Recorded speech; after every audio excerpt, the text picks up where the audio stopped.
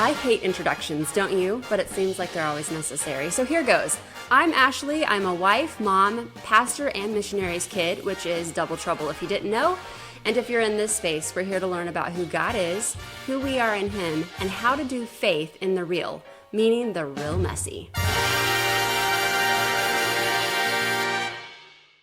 Let's do it. All right, another chat with Ash. I've got our favorite girl here, Katie. You're their favorite girl.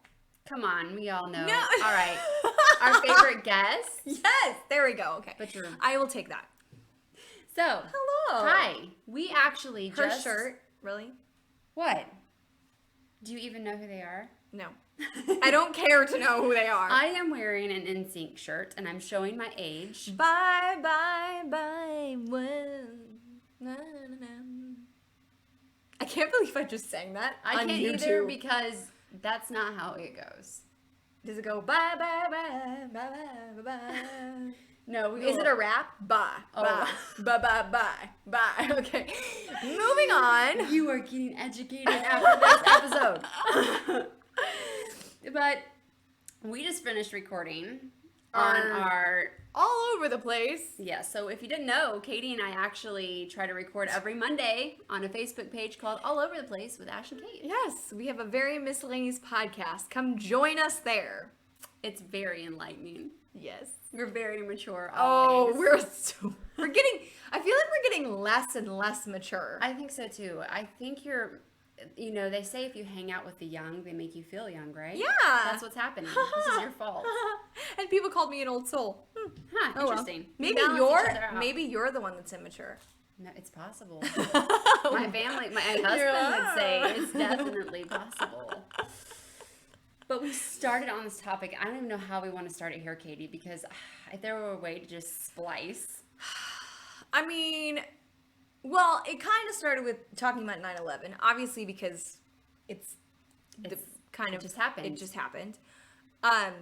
Well, I mean, when you release this, I don't know. Yeah. I don't know when it was. When you actually get to hear this see recording. this, we were recording It this might even be October. like 2 days before. I don't know. Yeah, But anyway, it recently happened. so we were talking about it. We were talking about, like this is the first time that there are legitimately a quite a few people who don't actually physically remember because they're too young. They weren't born. I'm like right on the edge. I was like barely there, but I was there. So you somewhat remember in between diaper changes? Or? Sure. Yes. You were the psychologist,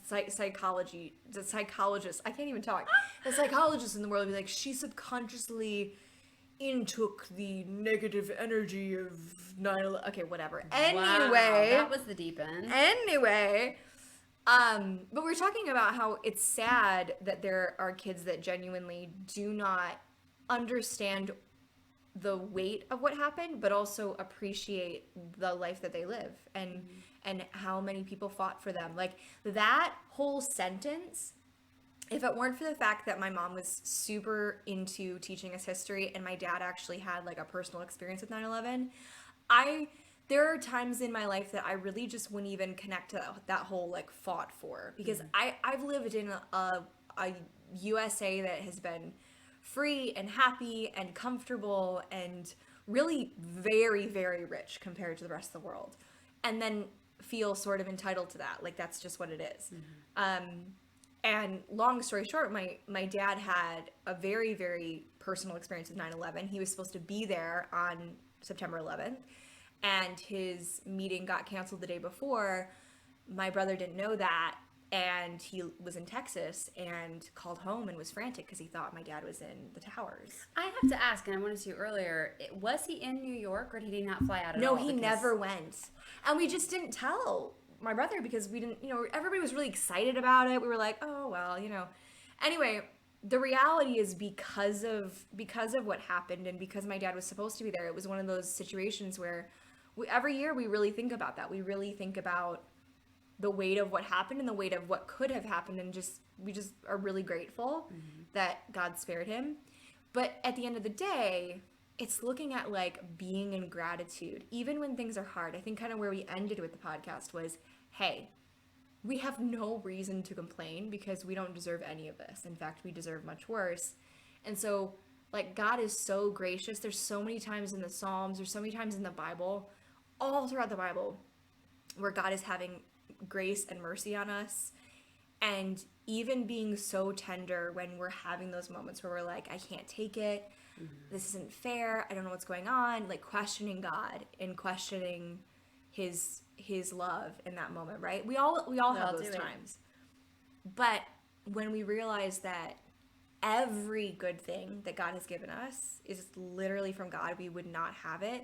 I think it just makes us realize that, wow, like we have so much to be grateful for. And being in that space helps us see things forward as good.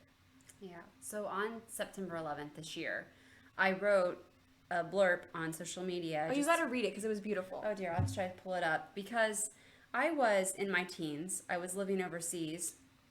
My mom and dad were in French Guiana, South America, but I was doing correspondence courses for school, and there was an American school in the neighboring country, Suriname. So I was there with a missionary family at school when we got the news of what was happening. And what was interesting being outside of the United States was, I mean, like the rest of the world, nobody really knew what was going on. Yeah. But our mission board sent out this alert saying you need to hole up, you need to stay where we are because we don't know if you're safe right now. That's awful. But one thing I remember is when, I don't know why this makes me want to choke up right now, but when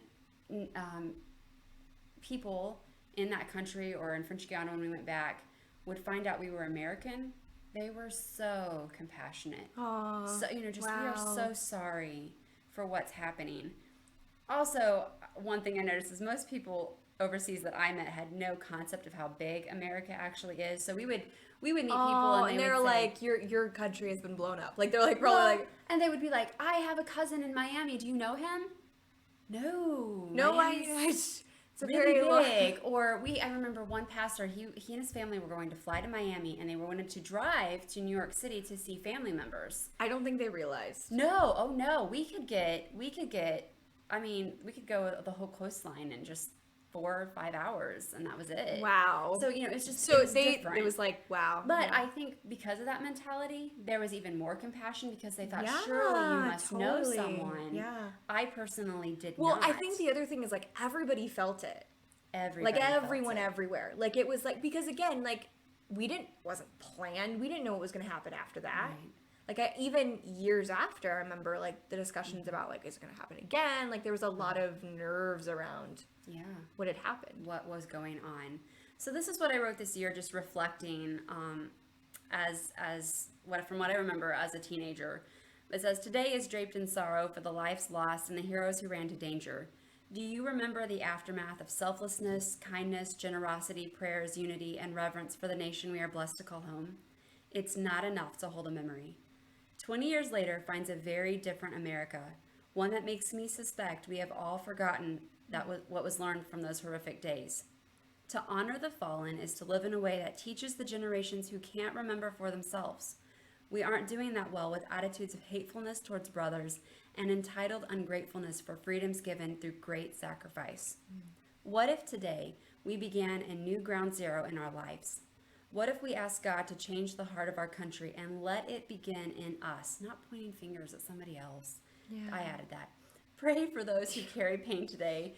Pray for our leaders. Pray for our nation. Then do and live in a way that shows what we learned and carry from September 11th, 2001. And you were expressing something earlier, not having read that was very similar. Yeah, yeah. Well, and the other thing I will say that just echoes that is, I think, and I can speak to this because, you know, a lot of the generations that don't remember 9/11 are my generation, you know, my generation and younger. And the thing is, like, without experiencing it, being alive when it happened, you don't have to be there, like, anywhere around the world, really. It was one of those things that I think a lot of people felt. A lot of people were like, what in the world happened? It was the first time we'd actually had that happen, like, where somebody was, like, it was such a new experience. We'd never had that before. And I remember my mom explaining that after that, like, that's really what ushered in constant communication. Mm-hmm. It's really what ushered in so much technology, because there was this fear of, like, well, my kids are going off to school. What if they can't get a hold of me? Like, what? Like, it just, safety measures were just really, a lot of things were locked down, and they're like, yo, like we need to make sure that everybody's safe and everybody can communicate. But what I will say is, like, for a lot of us younger kids who don't remember that, I say younger kids, whatever, I don't know. You're young. Anyway, for us youngsters in the world, it's an interesting thing because we grow up in a world where we feel very entitled to be here. And what that creates is, you know, we're showing up in a way that the only things we really know about 9/11 are there was profiling and there was racial discrimination and there was a lot of hate and anger. And while those things are true and there are things we get to look at and there are things that were said and done that were very unkind, all of this happened in a lot of fear. And we see how our world acts when we're in fear. We've seen this firsthand with COVID. We see how the world acts when they are afraid and they don't know what's going to happen. And it doesn't matter what race you are. It doesn't matter what, you know, what category you fit into in whatever, you know, social situation. There's going to be a lot of fear. And when fear happens as sinners, like, we just kind of attack. We tend to do that. And so as us younger kids look at this, we're saying, oh, well, you know, all of these things were wrong about how our country handled it. And therefore that's coming across on our parents and our generations and the older generations. Like, it's creating this pattern of victimhood. It's creating this pattern of, it's not my fault. It wasn't done on my watch. And I wouldn't have chosen that. But then, like, you were talking about this. You were talking about, like, victimhood creates nothing positive. It doesn't create a space of action. These kiddos, I mean, I'm sorry, I speak to my generation, but it's like, we're not doing much of anything. Most of us, like, and I say that because it's what I wake up every morning thinking about. Man, like, am I doing enough? Yeah. But it's like, when we hang out there, anyone can come up with pages of complaints, with pages forever. of whose fault it is. You know what? Our parents could come up with plenty of complaints. I mean, we are looking at, and this is repeated over and over and over again in history, but we're looking at people pointing fingers. Yeah. And everybody pointing out the problem. Totally. Well, who's going to step up with the solution? Yeah. I always tell my kids, do not come to me with the problem if you will not also sit down and talk about a solution. How can we work on it? It doesn't have to be the solution. No. It gets to be a solution. Yeah. My mom always, there were a couple years where she wrote this in it. I still remember it. I think it was like sophomore year of high school. And we had this little table and this shelf of books. I was homeschooled. So we had this, like, it was like official, it was our family room. It's where we ate pizza on Friday nights, guys. But she wrote on the board, she said, complaining without a solution is called whining. Ooh. And I was like, woo! Okay, this is how we're starting the semester. I need to put that, I was going to say in the schoolroom, but to be most honest, I need to put that on my bathroom mirror every morning. Every morning. That doesn't need to be in the schoolroom anymore. Whiner or not? I know. I was like, whoa. Yeah. But let's go back to we were talking about this victimhood mentality. Yeah, totally. And I was saying to you earlier, God did not create us to be victims. No. He came to rescue us, but then he equips us to be warriors because we have the Lord on our side. Yeah, totally. Totally. I think my generation and the generations older than me, like, we're definitely prone to this. You know, every generation has a different struggle and a different strength. You know, I think, like, for my parents, they grew up in a world where we got to figure it out. Like, we don't have that much, and we've got to create what we need, right? There was they really, like, the older generations, they built what we have now. And so we're looking at this and we're like, well, this is wrong and this is bad and this is bad and this is unfair and I don't like this and this is affecting my life now and blah, blah, blah, all this stuff. And it's amazing because, yes, there are things we get to look at and there are things that we get to acknowledge and there are things we get to be responsible for, of course. But, like, being responsible is saying, what can I do? How can I be an impact in this moment? It's not about, hey, Ashley, you should really go do that. Like, it's about me. Hey, what can I do? Yeah. And we're living in a world where people aren't doing that. They're not stepping up and saying, hey, I can do this. Right. I think the first glimpse of this I've seen is, like, Afghanistan. It's like, okay, well, if our government isn't going to do it, then let's have people do it. And, like, there's literally, like, private groups that are going in and saving people. And I'm like, yes, But Yes. where can we do that? In our own neighborhoods, in our own communities, in our own lives, in our own families. Like that type of mentality of not waiting for permission, not waiting for somebody to go save us. Like Jesus already saved us, and we get to reflect him every single day. And the most beautiful way we can do that is by sharing the truth, sharing the good news, sharing the gospel. And like we can't do that if we're not recognizing and reflecting the tools that he's already given us. I'm sitting here thinking about the verses that talk about loving others in the sense of, if your enemy's hungry, what do you do? Yeah. The Bible is so action packed. Oh, it's never totally. like, well, just sit back, rub the magic, bottle and see. God gives us a mission. We're called to live on mission, but we can't do that when all we look at, well, two things I think. When we're so busy pointing fingers to blame others, but also when we're so inner focused on our own problems and world. Yeah. Like what you're talking about with Afghanistan, for example, the people that are taking action are people that are others focused right now, Yeah, they're totally focused out. which I so admire. It's a beautiful thing. It really beautiful is. thing. And it's such we mentioned this in our other podcast, but it's such a reflection of God's character because God chose us. Yeah. And scripture says that he chose us and he called us to bear fruit. And when we're bearing fruit, what it looks like is changing, God using us to change the world. Yeah, To totally. impact lives. 100%. One life at a time. Yeah. I think about that every time I use my voice anywhere. It doesn't matter if it's teaching somebody how to use YouTube or like it doesn't matter because in my head I'm thinking, man, like I'm equipping. And if this is all I do, then I'm doing it in vain. Like it's going all the way, right? It's like investing in relationship. It's being in a place of service. It's loving people enough to be honest with them about where they're going, about what's there's more, right? Right. All of those things. I love what you shared about when we're in dark places in reflection. I think that's something that so needs to be said. So you may have heard me mention here a few times, but I have been in, and I'm hopefully coming out of, one of the darkest seasons of my personal life. Yeah.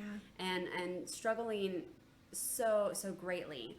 And I've needed to look inward, and I've needed to take my heart before God and have him weed out and show me the areas that need work, which there are plenty. Yeah. But one day my friend Bridget was challenging me, and she said, do you think part of the reason the season is lasting so long is that it's time to look outward? Yeah. You need to be looking to Christ more. Yeah. And you said, and I actually wrote this down because I was like, that is a I'm- worthy quote. I'm quotable. You're quotable. What? This to me was so good. You said reflection is a season. Yeah. Expand on that because Yeah. Well, and this is something that I because we've both been through really dark times. I went through a season of chronic pain, and then I went through a season right after that of depression. It was a really, really dark time. It's the only time in my life where I've literally not been able to like see outside of it and eventually be able to create something else. Like I think God put me there for that very reason, to say, hey, yo, like stop trying to fix it. Stop. Like I'm here. Be with me. And what I would say is like reflection is a beautiful thing. People talk about meditation. This is something that I didn't share before, but I think it's really important. People talk about meditation a lot, but they talk about meditation as a solution to get what you want. That's what our world defines it as. Like that's really what they're doing. And the Bible talks about meditation all the time. Meditate on his word. Meditate on him. Meditate on his character. Meditate on the gospel, the truth, right? Meditate on these things. Meditate on what is good. And I love that because I've been thinking about that so much lately. How, we sometimes we take things that God is like just shaping in a beautiful way, and we pull pieces out, like the gospel and the truth and God, and we say, hey, I'm going to use this and this is going to work. But the reality is like, when we're praying, when we're reflecting, when we're meditating, those are times for God to show us what we don't see yet, to tell us what we don't know yet, for us to like see things that we just haven't seen before. And it's a beautiful time. But like, I think about this as a like theatrical show, right? Like you sit in the green room, which like at the Kalamazoo Civic is actually a green room. It's actually green. It has green carpet. I'm like, that's so cool. Like you sit in a green room and that's where you sit to prepare. That's where you sit before you actually go on stage. And you sit there and you prepare and you practice your lines and you practice your, you know, your staging, you practice all your things, but you do it with the purpose of actually performing. You do it with the purpose of actually taking action after that. And it's like God saying, hey, be in prayer, be in reflection, so that you can do my work and you can do it to glorify me. Yeah. And it's like, I think about that, I'm like, man, like if I'm feeling really down and frustrated, it's probably because I'm trying to fix it. And if I'm trying to fix it within myself, if I'm trying to sit in a corner and be like, I can fix it if I just sit here long enough. Yeah, no. Just gonna stay there. Because the power is not in us, it's in God. And if we're trying to find it in us, like, we're gonna get tapped out. We can do it for an extent. Like we were talking about it with prayer and Bible reading. We can do it for a while. We can stand on our own for a while. Yeah, we were talking about earlier just we can physically go without food for a long time. Totally. We can physically go without water for a while, but in that state we will never be able to function to full capacity. No. Period. Nope. And it's the same thing with our walk with God. Yeah. We can do it with maybe just a snippet here or there of a Bible verse or a sermon. Totally. You can, you know, maybe pop in and talk to a friend here or there, but it's never going to be, you're never operating at full capacity unless you are daily eating and drinking. I love that Jesus talks about, like, I'm the bread of life. Yeah. I am living water. Yeah. It's like, so beautiful. He makes it so simple for I us. know. You know? He gives us those tangible examples of who he is and what his character is like. It's so beautiful. But I was actually at my mom and dad's church yesterday. They were having a really special Sunday. And my dad was sharing the story of Jesus meeting the Samaritan woman at the well. And he was making the application that, what did she do once she had living water? She ran to her town and was like, let me tell you. Yeah. And that's what we're called to be and do. We're to take action. And I, like, my dad drew this mental picture of like being a bucket of water, and we're so full of this water that we can't help but slosh it everywhere we go. Totally, right? That's us. Yeah. If we are daily abiding in him, which is what, is that John maybe 15 where it talks about abide in me? Yeah. Like, I just like this picture of like just totally cementing yourself. Yeah. Which we don't always do. I don't always do well, but it shows too. Yeah, well, and this is so beautiful because this is totally along the line of like abundance, right? I always think about abundance as this thing that like, it's our cup, and we loved this. Like, it's our cup, and we can't give people things from our cup if there's not anything in it. So it's like, and it's so important that it goes back to the word and it goes back to the Bible reading. I think that's why a lot of people suggest that you read in the morning because it starts your day. But it's such a beautiful thing because when we allow God to fill that cup up, then of course, like, we're like, of course we want to share this with people. Yes. Like, we want to have it. And you just said something so important. You said when we allow God to fill that cup up. I mean, we have to do the physical work of like totally, going there. 100%. But he's not saying, all right, so fill that cup up out of your let's desert. go. Let's go. You know, yeah, totally. Because that's what our world tries to do. And a lot of Christians try to do that too. I think all of us naturally try to do it. We try to fix it, right? We try to find the solution within ourselves. I'm the captain. Right? Like, and we look in a lot of places that could be good to look at, but because we're looking at it to solve something spiritually, like we look at food, we look at sleep, we're like, okay, what's missing, right? How can I fix this, right? And it's interesting because I can tell you the time, like literally, and I have to share this because it's so important. Literally, when I was going through chronic pain, I couldn't sleep.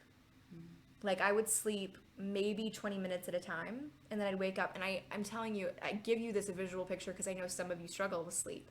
It's like I literally had this playlist of like heavy music, like really loud music, and I'd listen to it because it would get me so tired that I would fall back asleep. Like, I finally built a strategy. I'm like, I can't sleep by myself, so I'm just going to listen to really crazy music and then fall asleep. But this went on for a year before I found a solution. And the interesting part is I didn't realize how much stress and not going back to the word. And I was reading the Bible, but I was reading the Bible in anger. I was reading the Bible in frustration. I was reading the Bible in, how can I solve this? Instead of saying, God, what are you trying to teach me? And I know we're all prone to that, especially in the hardest times of our lives. Oh, yeah. It's natural to say, God, what are you, like, but not out of a place of willingness to listen, out of a place of, like, anger. Right. It's just, I mean, sometimes I feel like it's ironic to go by the tagline, the good news girl, because there are times when I read the Bible and I'm like, what good news? like, what is this good? I can't find it because it doesn't look the way I want it to look. I know. You know, and I so need him. Yeah. To change my heart in that area. But you hit on it so well. I mean, that change doesn't happen without us calling to him and going to him and resting in that. Well, and that's the reflection piece, right? Yes. Because oftentimes there's things we get to look at that we're avoiding. That's what was with me. Like, I was literally pushing and pushing and pushing and having everything in my power and everything in my control and everything was planned out and I was busy and I was avoiding all the things that God was trying to teach me. And he's like, all right, well, I'll hit the brakes on this. And it was the only way that he was getting my attention, was him literally taking my strength and my sleep away. And I'm like, oh, I hate this. But those are the times where we get to reflect, right? That's the season. Looking at what God's trying to teach us and then using that to go out and create. Well, you know, what would you say you learned about God's character through that? Well, it's interesting because I would say that I didn't really learn until after I was out of it, which we're prone to. We're like in the middle of it and we're like, this is the worst.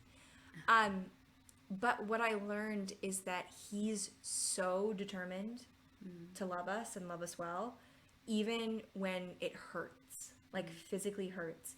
And it's such an interesting thing because I've had so many times in my life, I'm so grateful. I've had so many times in my life where God has shown me through pain, through joy, through suffering, through happiness, like different stages, different seasons. But he's shown me, hey, I care about you. Not just you, but like you.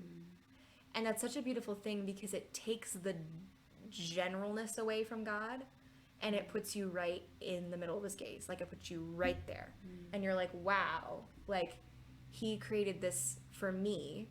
And sometimes I don't like that, right? Sometimes it's physically painful. But what I walked away realizing is that, like, he would be willing to do the work to, you know, stop me from sleeping and have my whole body in pain and go to doctors and have pills put in my body, like all of that to get my attention because he knows that what he has for me is greater than what I think I have. And I'm like, ouch. Like, am I willing to do that for people? Like, am I willing to be honest in to the brink of tears, like to the brink of frustration or possibly losing them as a friend? Like, am I willing to be honest with people so that down the road they know that God truly loves them and that I love them because I stood for them? And it's like, oh, it's uncomfortable sometimes. It is, but when we do that in the right heart and with the right motive, we're really reflecting God and his character. I love that we're created in the image of God and we reflect him in so many ways that I've never really thought about. And this being one of them, that he loves us in that way and we're called to love others in that way. Yeah. In a way that ultimately it's not about us. No. It's not even really about the other person as much as it's pointing back to the source. And that's what we get stuck on. Isn't that terrible? Like, we're super selfish that way. We get stuck on people liking us, like that being more important than actually being honest and loving. How do you feel? Like, what do you feel like you learned through this process? Obviously, you're not on the other side of it yet, but you've been super. It's such a beautiful thing to know you in this season because you've been super reflective about, like, okay, like I just keep on getting back and trusting him. Yeah, I think that's the biggest thing because I'm definitely not through it yet. And there's a story I would love to share, and I'm not quite sure if I'm ready, so I'm going to be a little careful with how I share it. But you were talking about how God just pursues. Yeah. And I think about him, about this relentless pursuit of love. Yeah. And at times, there have been times this past year when I've literally thought, I don't think you really see me, and I just want to give up. Yeah. And I came really close one day to giving up. He used the most unlikely person at just the right time. I was standing at a crossroads, and at just the right time sent this person who had no idea, still doesn't know. Oh. And it was that moment of, I see you. Yeah. And I have you. Yeah. And you are mine. Yeah. But then my response is, am I going to trust you or not? Yeah. And he keeps proving himself true over and over again. Yeah. And that's the thing that I think I still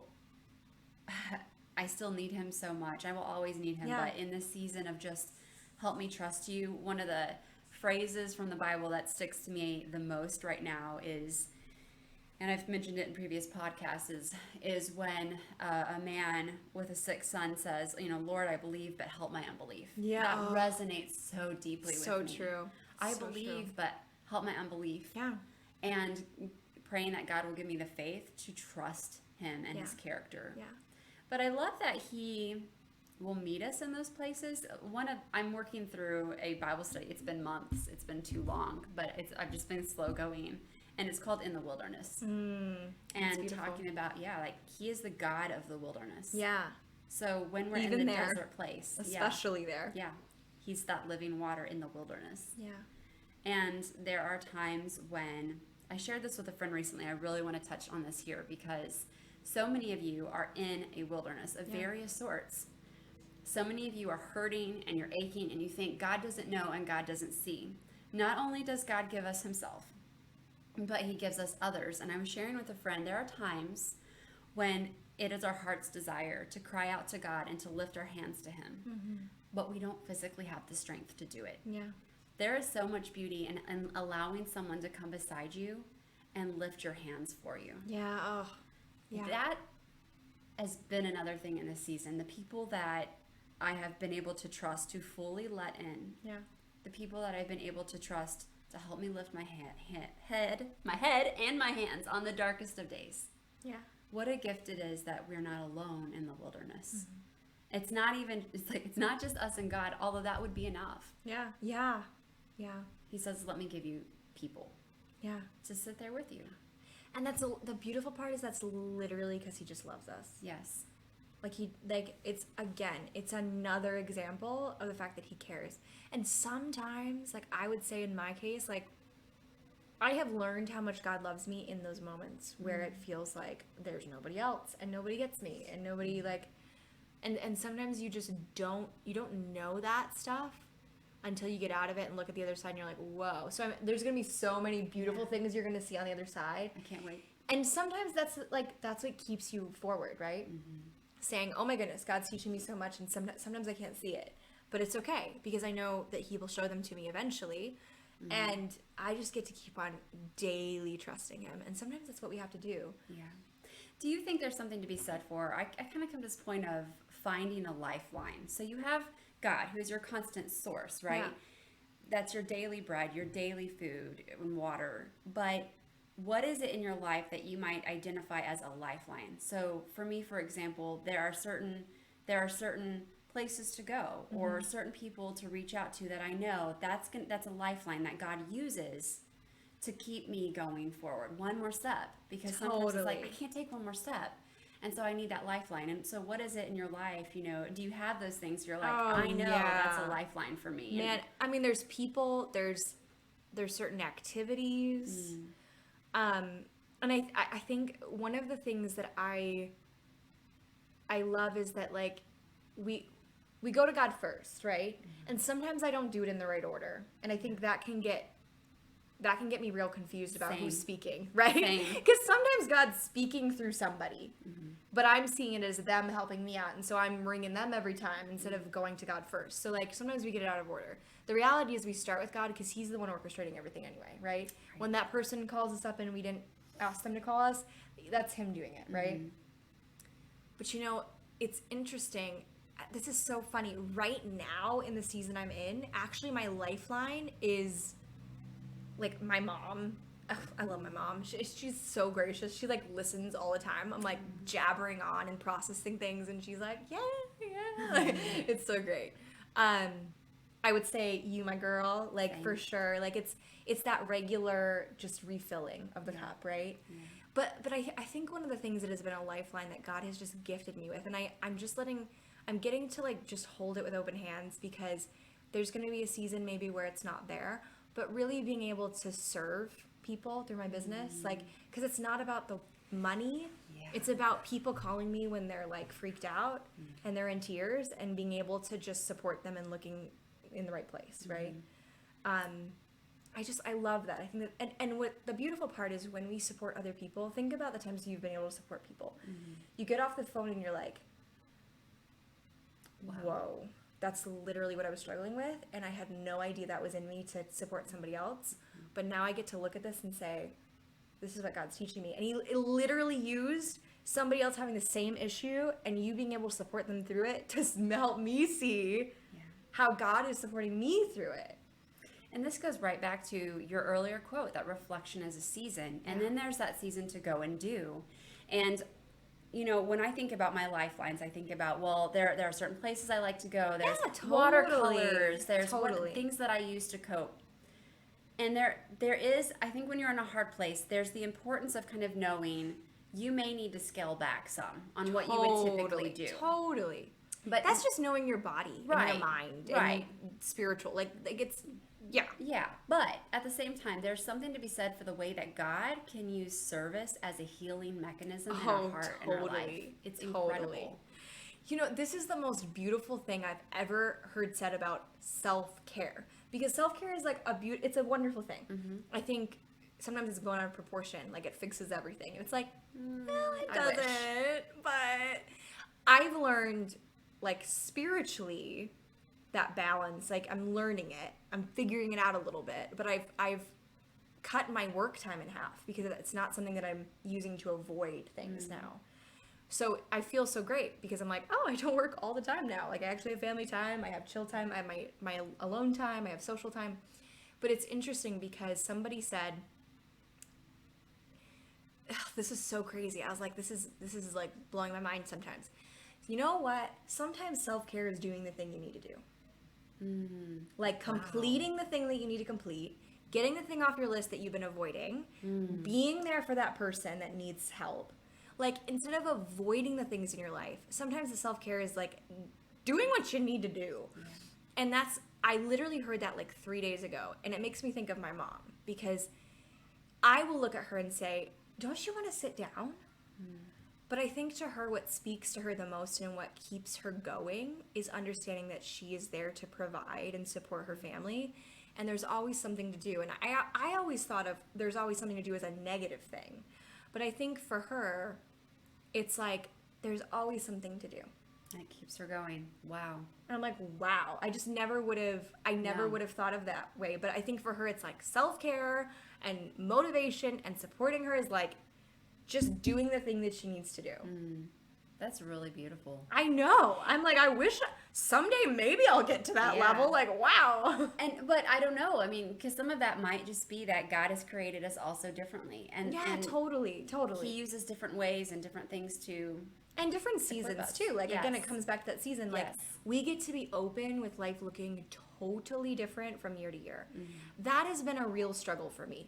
Because I get set in my habits and I'll be like, yay, this is great, life is good. And I know the minute I settle and I'm like, I'm comfortable, life's good, I got my habits, got my things, God's like, all right, next level, here we go. And I'm like, oh, everything's gonna get moved around. And I'm not rearranging it, God's rearranging it. And it's like we're not made to be people that just stay.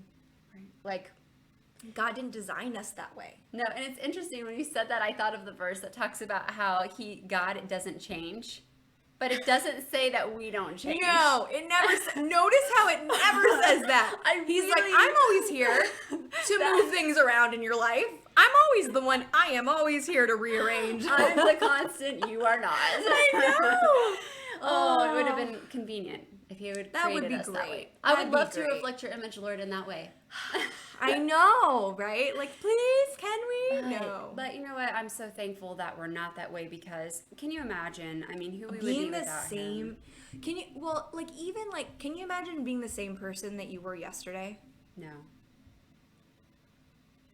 I would probably pull my hair out. I would just be like, I'm over it. Growth. And We need the growth. And I know that different people are different ways, right? Like some people, just personality has a lot to do with how different people handle different things. Mm-hmm. There are some types of change, even discomfort, like uncomfortable change, that I'm like, yes. Like I woke up this morning and I was so overwhelmed. I've got like so many different things happening. And I'm like, no, Katie, you just, like, you get to fall in love with this feeling. You get to be okay with it. You get to, like, get hyped about it. Because you know it's, like, you're on the verge of hitting something really awesome. And it's, like, it's just trusting God with every moment and knowing that what he's doing is perfect. And we just get to take the next step forward and just be okay with that. Like, just... And trust. We're not ever out of his hands. Like, he's always got us. Yes. Whether we're on that high... or whether we're in the lowest of lows in that dry wilderness where we think, I'm not going to make it. Totally. Yeah, it's so true. I want to just take a moment, though, and encourage those of you that whether you're on that high or that low, but especially those of you in the low, you have a friend here, and you are always encouraged to reach out. I can't say that I know exactly what you're going through, but I know the one that does. Yeah. And so whether you just need someone to listen, whether you need someone to pray, whether you want encouragement of some sort, I am happy to encourage. Katie is an awesome encourager. And just remember that we serve a God that loves us, and we're held by a God that sees us. 100%. I love that so much. Yeah. Katie, I love when you come on, and I'm pretty sure so they all do as well. So thank you once again for coming and sharing your heart with us.